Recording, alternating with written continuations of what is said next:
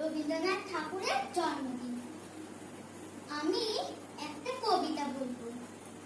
সমালোচক লিখেছেন রবীন্দ্রনাথ ঠাকুর।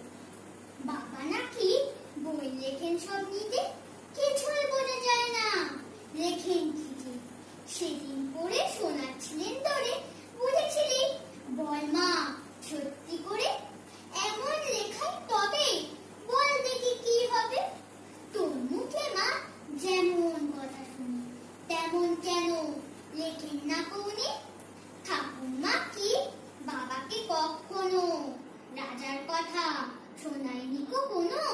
সেসব কথাগুলি গেছেন বুঝি ভুলি, স্নান করতে বেলা হলো দেখে।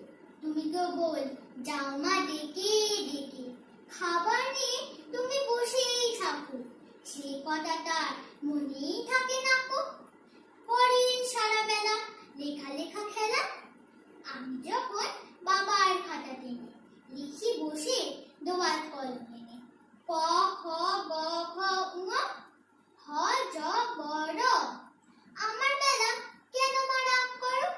বাবা যখন লেখে কথা কও না দেখে, বড় বড় রুল টানা কাগজ নষ্ট বাবা করেন নাকি রোজ?